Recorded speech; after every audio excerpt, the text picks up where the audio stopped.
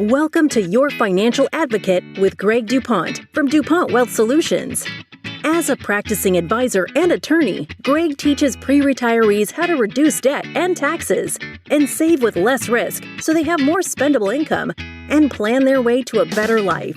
Join us for this journey where Greg draws on years of experience and guest experts to help listeners achieve more spendable income for retirement.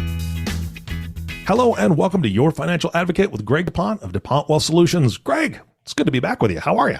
Eric, I've missed you. It's been so long since we last chatted. I know. It's been forever. It seems like just moments ago. Really? Now, that's the way it is with friends, though, right? This is true. This is good stuff. Hey, you have a guest on the show again today. Who'd you bring on? So I am very happy to have on as my guest today, Don Kirkham. Don is a vice president of Kirkham Building Systems here in the Central Ohio area, and it's a bit of a niche building industry that he's in, pole buildings and pole barns, that type of stuff. And it's a family-owned business here, one that's out there fighting the good fight in this great recession that we're dealing with. So I'm looking forward to sharing some of Don's stories about how it is to work with family and all the challenges that are out there and how they're overcoming them. All right. That's right up your alley, working with families and family businesses. So I'm looking forward to the conversation. Don, welcome, and thank you for joining us here on our podcast. Thanks for having me, Greg. So as we get started, if you would, just kind of let the listener know just a little bit about your background. So as I mentioned, you're with Kirkham Building Systems. And what is Kirkham Building Systems and what does Don do there? Okay. So Kirkham Building System is a design build contractor that specializes in pole frame buildings or the pole barns. We do a lot of different types of buildings as far as uses go, but they're all around the idea of pole frame construction. I'm the vice president of the corporation. Also, sometimes label myself as manager, sometimes label myself as a salesman or sales manager. So I do a lot of different things here in the family business. Started out when I was just 10 years old when my father actually started Kirkham Building System and was sorting nails in the warehouse. And I've done everything from there to vice president of the company that I am today. So wide range of roles that I've taken on. Yeah. So, and I imagine that the nature of pole buildings, pole frame, that's how you referred to it, pole frame buildings, that the nature of those buildings has changed remarkably over your career there. Yeah. So I would say the nature of them, it has actually been a constant. It's been some improvements in the materials that we use, some design systems that we use have some improvements, and the ability to do so many different things with them. Years ago, it was an agricultural building was the thing that pole barns were used for. The farmers had them for machinery and equipment storage or livestock and those sorts of things. And that was kind of my father's era of the industry, where today we do so many different variations of uses from still those agricultural buildings, but we do a lot of residential accessory buildings for the backyard storage building. People, I'd say today, have more discretionary income than they did 30, 40, 50 years ago. And so they have the toys and they need a place to put the toys. And so that's one of our niches. But we also see a growth in the commercial industry with the use of our buildings. They're an economical solution to a lot of different uses when it comes to the commercial world, from simple storage buildings up to we've done wine shops and drive-throughs and churches and a wide variety of things. So what is it about the pole framed construction method that makes it more cost effective than some other approaches for those type of buildings? So a couple of the major ones would be that the time frame for construction is somewhat shortened from your typical construction, being that we don't have a large foundation system to have to install and do that prior to the starting of the erection of the building. The buildings go up quite a bit quicker to get under roof. For instance, we just have started a church youth group building recently, and we were under roof in about 2 weeks, and had the plumbers starting to do underground plumbing on week 3. So usually you're 3, 4, 5, 6 weeks to even get something of the size of what we're building there, to the point where we are just a few weeks in. Now, I imagine some of the private, as you said, the kind of the toy storage ones that you've built out, there's some fairly elaborate designs that you've seen with those type of things. First, curious, and for most zoning areas, can it be a residence facility, or does it need to be, or does that not qualify for residence? So most zonings do allow it to be built as a residence, but what we have found is usually when you're talking about the investment dollars for a living area, then you're talking about a mortgage for that construction, and it's the banks that I have found are the ones that kind of have more restrictions for what they want to lend for.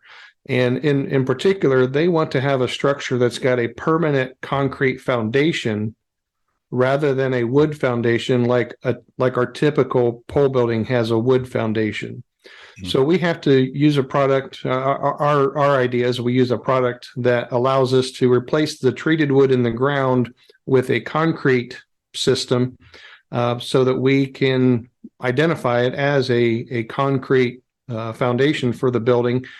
And so that appeases the lenders, and the zoning really isn't an issue when it comes to the construction type. They just have minimums for maybe minimum square footage of living space for a particular township, and so we have to meet that just like any other home would have to meet those requirements.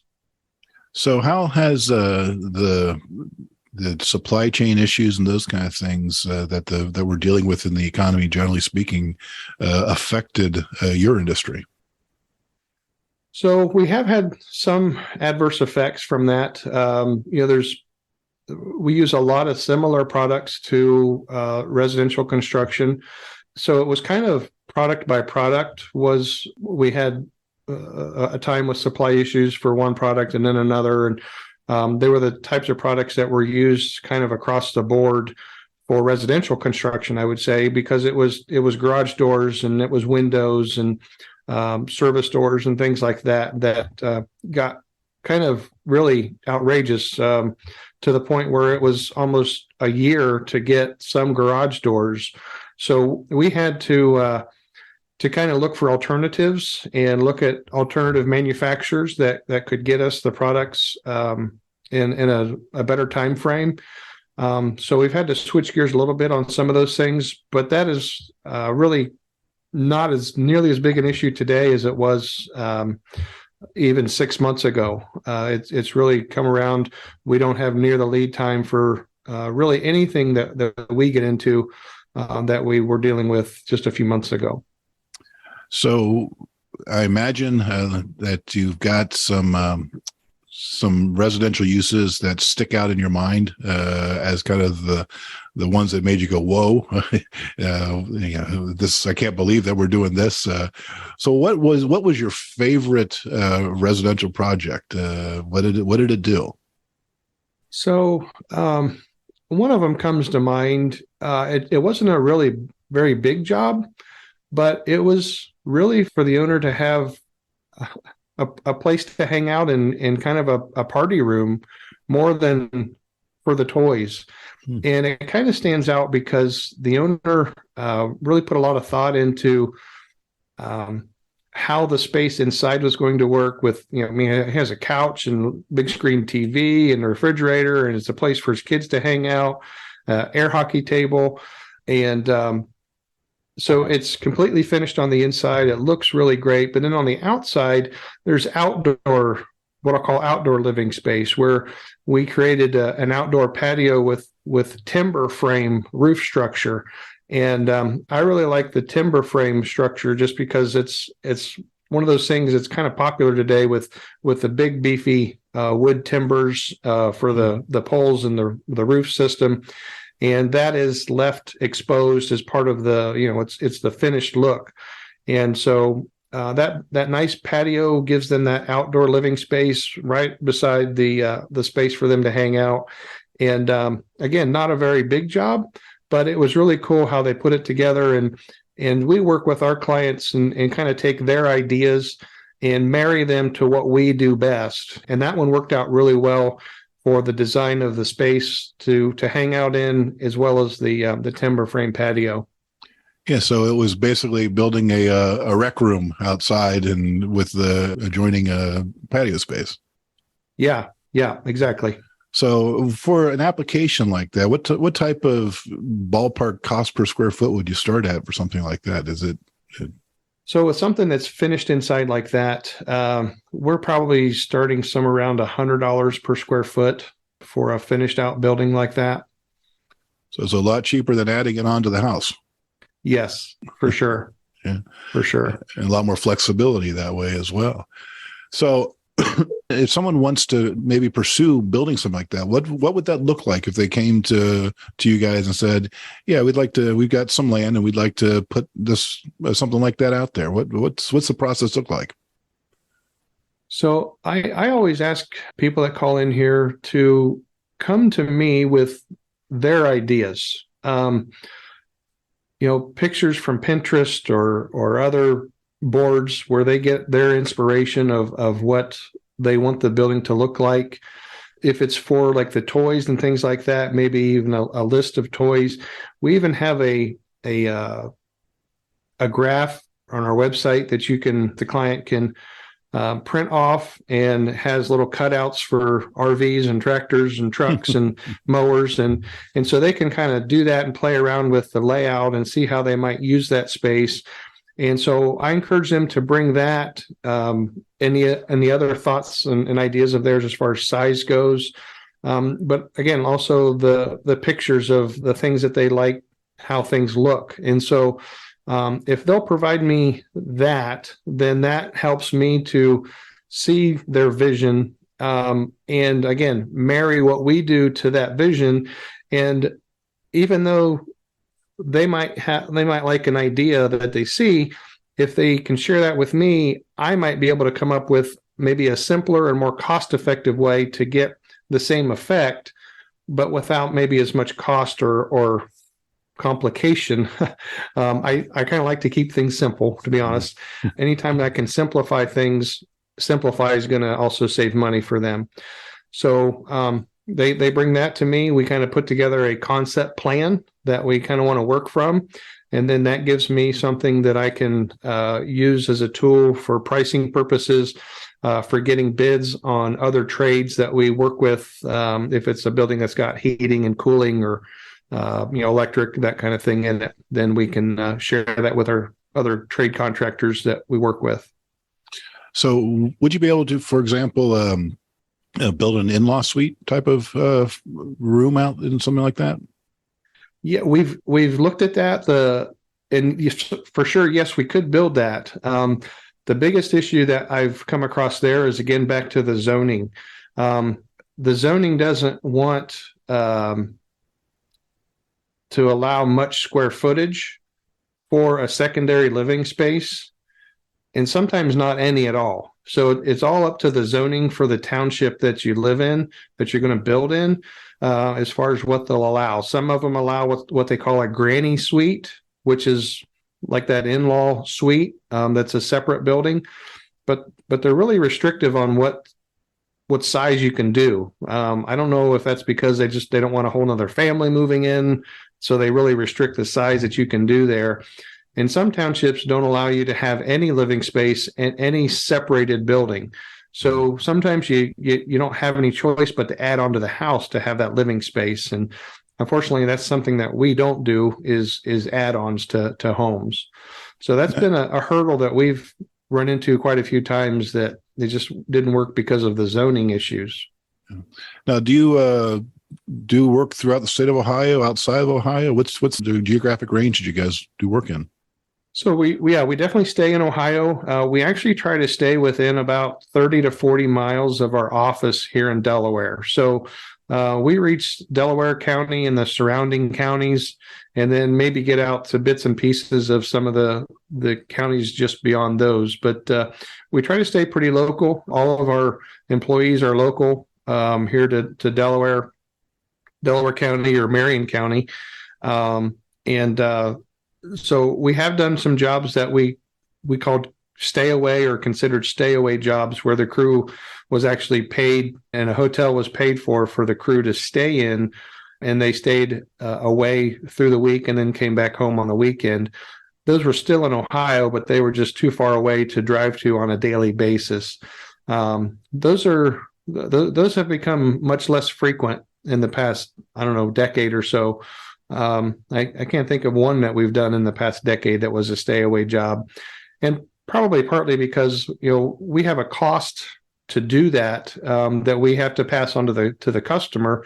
If they don't want to pay the cost to have our crew stay local, then they're going to have to find somebody else local that wouldn't incur those costs.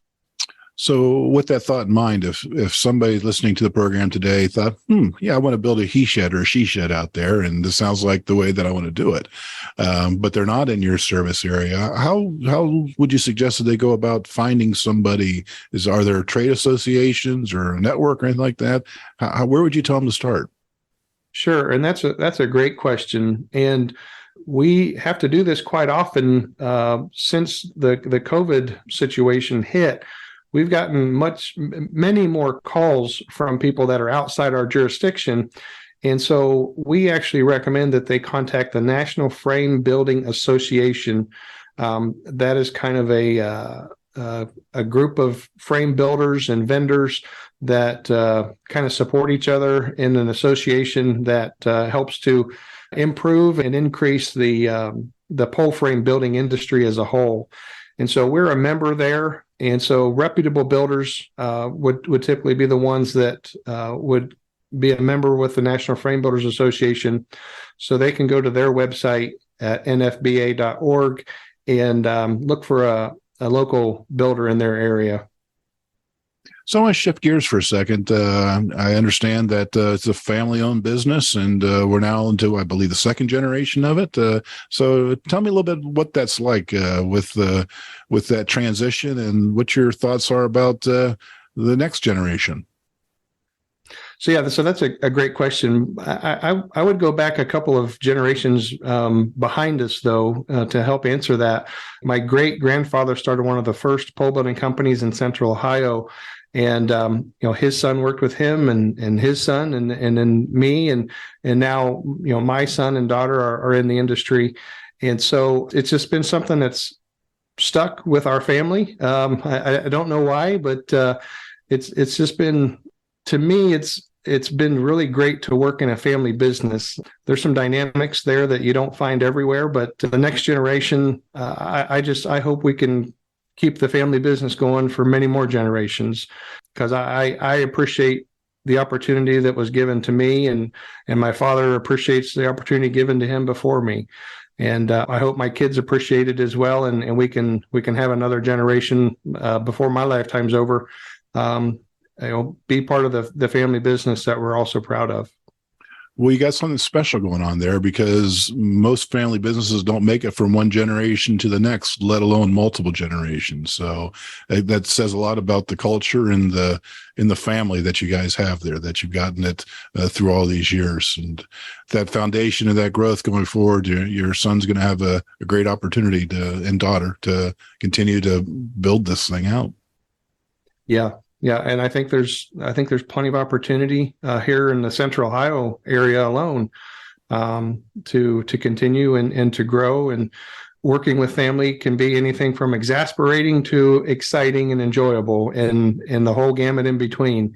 But I wouldn't change working with my dad for anything. That's been one of the best parts of the family business is being close to my father and us working together to build the business. I can appreciate that. My father was a pharmacist, and he had his own stores when I grew up, and the opportunity to spend days in there working in the business and watching as the entrepreneur struggle and make it, and be nimble like they have to be at times, and persevere. Those lessons I credit to a great amount to who I am today. And so that opportunity that your family has to be able to do that it's priceless. Yeah, I would definitely agree. I'm just curious as we wrap up, the scope of a pole barn. What's the biggest structure? Is there really a limit to how big a structure could be, or just a matter of designing and it could be as big as we want it to be? Yeah, there are some limits. There's limits in the building code for commercial structures that limit us on size. Kind of, at least until we get into some more expensive features. When you get into the commercial world, oftentimes the commercial world is bigger area, and the code is more restrictive for life safety issues. And so you get into things like sprinkler systems and life safety issues that we can get into, but oftentimes we try to size our buildings and focus on the buildings that really don't need that much, that additional life safety code requirements, because we can keep the cost lower if we can keep the building under those requirements. But it also depends on the use group of the building. If it's an assembly building for a gymnasium or a church, then there's some restrictions of there, versus if it's a storage building, then it's a little bit more lenient on how big we can go. But then we made a decision also that the widest building that we've built that's clear span, in other words, there's no interior supporting poles or columns, it's all supported by the perimeter walls. The widest that we have built is 86 feet clear span width. And after we built that one, we kind of took a look at that and decided, 80 feet, 0 inches is probably all that we really want to do. Those 86-foot trusses they were monsters and looked like they went on forever when you stood at one end of them stacked on the ground. And so there are builders in the pole building industry that I've heard of that have built up to 100-foot clear span. That's not for us. We want to limit what we do to 80 feet. And then the length of the building can vary really anywhere up to we get to the square footage where we get into the code issues for the use group or the fire suppression type things that we can't exceed into. Gotcha. So before I let you go here, I need to invite back in my producer, Eric. He's my fly on the wall, and he also is a bit of a crafty guy. So I think he's probably been over there sketching his plans for the he shed that he's wanting to have you guys build, although he's not in our state, so he'll have to find somebody else. So Eric, the floor is all yours. You can start asking your design questions now. Well, Greg, thanks for bringing me back in. Don, I've got some questions. Here we go. On the TikTok, I've talked to Greg about this before. This is where I first learned of barndominiums, right? And I'm sure you heard that term, or shouses. I hate that one, but it's a shop house or a barndominium. It sounds to me like that's a zoning issue, right? Where you're talking about the concrete and the flooring and the all that. Do you even dabble in that? Or is that something that you're like, you know what, this is not something we want to get into because of all those regulations? Yeah, no, good question there, Eric. We do, I'll say we do dabble in those. We actually made the decision that we would work with clients on the shell building for the barndominiums. Mm-hmm. But we actually have partnered with a home builder that would come in and do the interior build out because they're set up with the showrooms for all the finishes and cabinets and drawer pulls and all the little details that go into a home that we're not set up for. So we've partnered with them and bring them in on barn-dominium projects to quote and estimate the interior build-out portion of those, and we just build the shell and leave them to finish it out then. All right. Yeah, that's fantastic. Listener, if you don't know what a barn-dominium is, look it up. It's going to be interesting. I think they're fantastic. I'm a big fan. Don, my next question is nothing to do with the building, but it does have to do with family. In working with as many family businesses as I have in the past, and I know that Greg has as well, is it off limits to talk business during Thanksgiving dinner or Christmas dinner or big events? How do you guys set those boundaries and rules for your family? I'd say nothing's off limits for any time we're together. All right. If there's something we want to talk about, we talk about it. So yeah, it's anytime we're together, we're likely talking about something to do with the business. All right. Fair enough. Now, thank you so much, Greg. This has been fantastic. Thank you so much for bringing him on as a guest. I'm glad we could have Don's time today. Don, if somebody wanted to get a hold of you, how could they reach out and get a hold of you? Sure. So we do have a website. It's kirkhambuildingsystem.com. You can see a gallery of some projects we've done. It talks about some of the details that go into our buildings and some of the philosophy of our family business and why we do some things a little bit differently. Or you can call our office, is a Delaware phone number at 740-548-7810. All right, gentlemen, this has been great. Thank you so much again, Don, for being a great guest. Greg, of course, thank you for facilitating this. And our last thank you always goes to you, the listening audience. Thank you so much for tuning in and listening to Your Financial Advocate with Greg DuPont. If you have not subscribed to the podcast yet, please click the subscribe now button below. This way, when Greg comes out with a new podcast, it'll show up directly on your listening device. And we humbly ask that you rate this podcast, share it, and leave a review, as this actually does help others find the show. Again, thank you so much for listening today. For everyone at DuPont Wealth Solutions, this is Eric Johnson reminding you to live your best day every day. And we'll see you next time. Thank you for listening to Your Financial Advocate. Click the subscribe button below to be notified when new episodes become available. The information covered and posted represents the views and opinions of the guest and does not necessarily represent the views or opinions of DuPont Wealth Solutions. The content has been made available for informational and educational purposes only. The content is not intended to be a substitute for professional investing advice. Always seek the advice of your financial advisor or other qualified financial service provider with any questions you may have regarding your investment planning.